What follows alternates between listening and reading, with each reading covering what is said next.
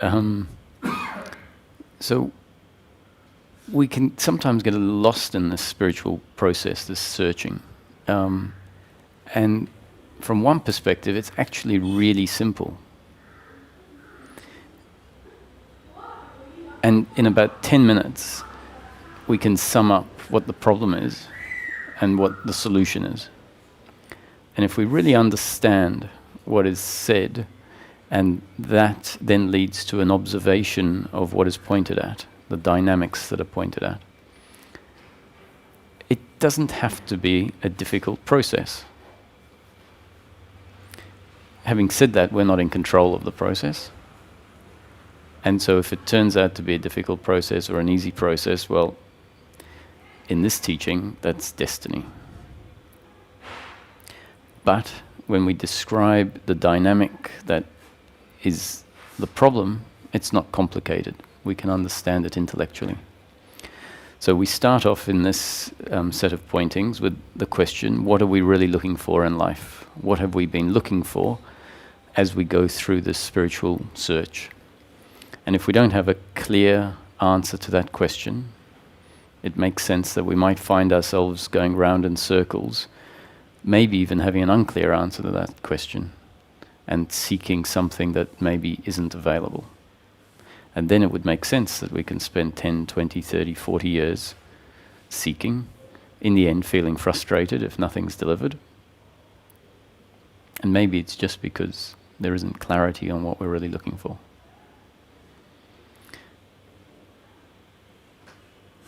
And so the answer presented here, which we have to verify for ourselves, all these are concepts that hopefully become part of our up-to-date conditioning, which means that thinking about them will happen.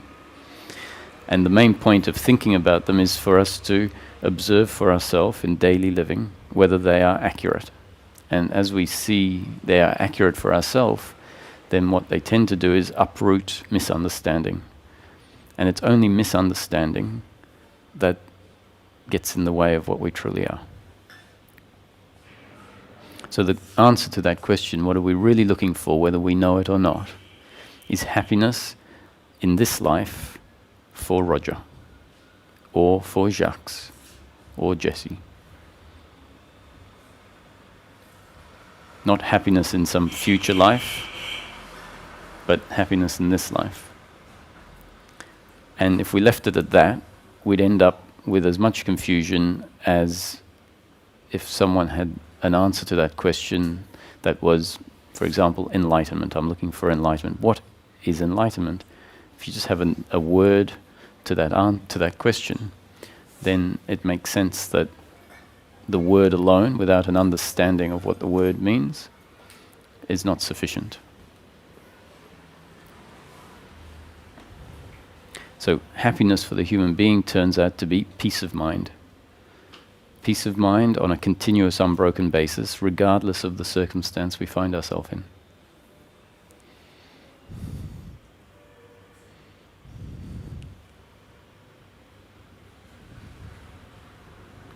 So what we're really looking for is happiness, and happiness turns out to be peace of mind.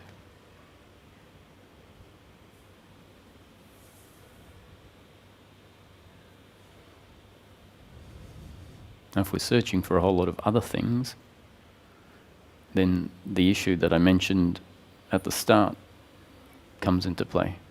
Maybe we're searching for something we don't really want, or won't really satisfy us. Maybe we're searching for something that's just not available. The Buddha said enlightenment is the end of suffering. The cause of suffering is desire.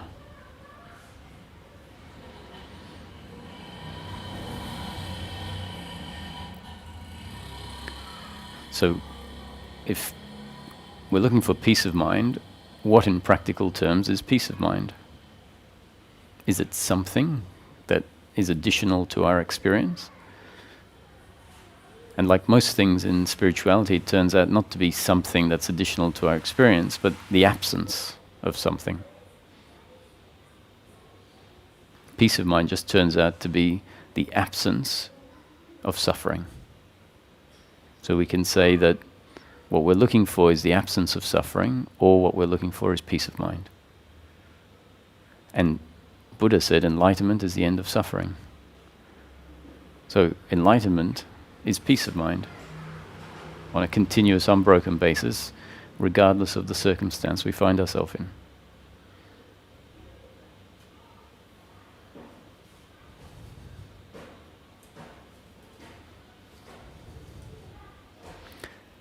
So, if happiness for the human being is the end of suffering, and that's all, it makes sense that we should ask ourselves, in practical terms, what is my suffering?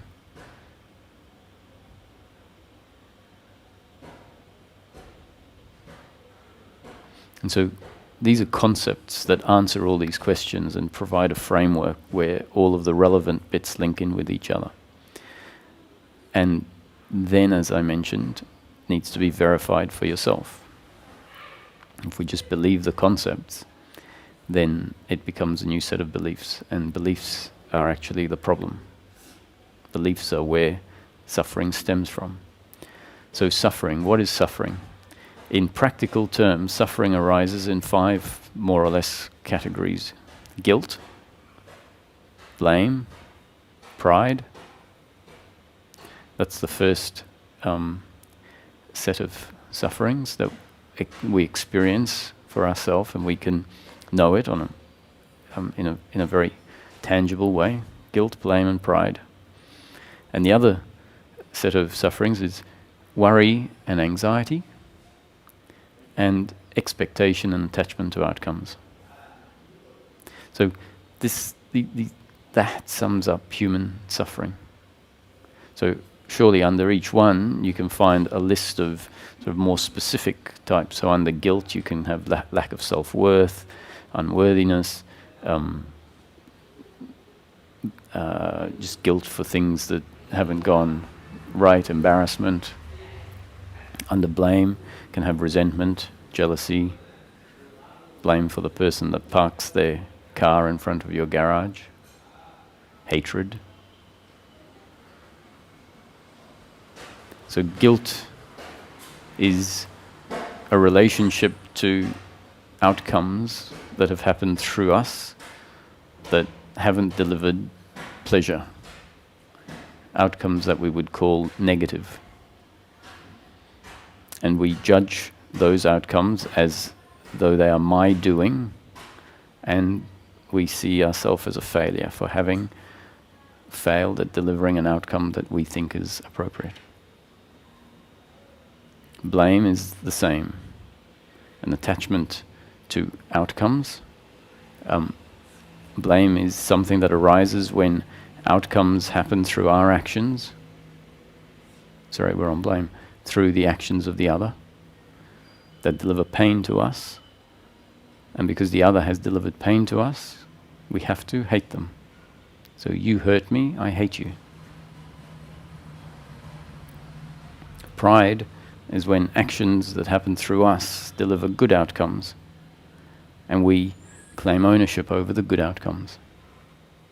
And look what I achieved. So we can come to see that guilt, blame, and pride are all based on this idea of personal doership, that I am the doer and that the other is the doer. And if that belief is in place, basically a belief of who we are, a separate, independent entity in complete control of everything that happens through me, and therefore we see the other as a separate, independent entity in complete control of everything that happens through them. And if that's the belief we have about ourselves, whenever pain is delivered in the flow of life, or pleasure through ourself or the other, we will feel guilt, blame, or pride. And that is 1/2 of human unhappiness.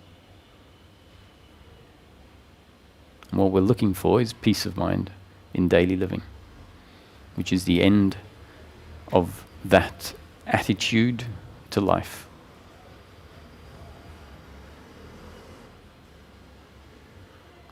And worry and anxiety, expectation and attachment to outcomes is based on the belief that I need pleasure, I need outcomes to be a certain way in order for me to be complete, in order for who I am to not be incomplete.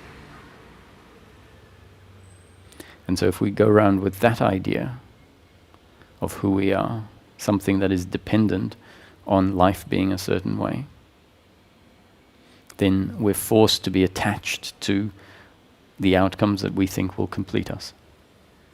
And then we're forced to be worried about a time when those outcomes won't be delivered. So in brief, human happiness arises because of who we think we are, and specifically who we think we are as the doer, and therefore seeing the other as the doer, and believing that I need outcomes in order to be complete.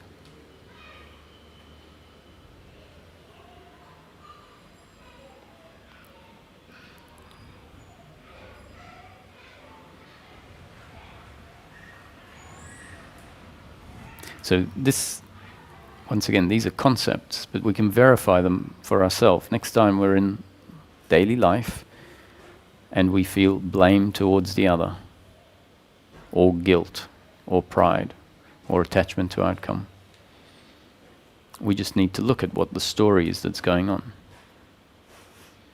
Someone who said they were going to pick us up at 10 o'clock and 11:15, they're still not here. And if there's this uncomfortable feeling inside, which is likely to be blame towards the other for not doing what they said they were going to do, then that's our unhappiness in the moment. That's what's disturbing our peace of mind, which is actually our true nature when this suffering doesn't arise.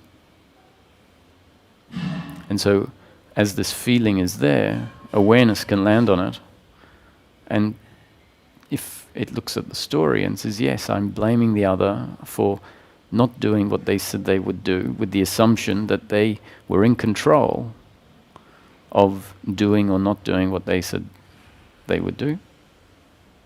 So they chose of their own free will to do this to me, which is creating me pain in the moment. And so I hate them. Now this might not be conscious, but the feeling is definitely there. And so awareness of the feeling will tell us this is the belief that's in place.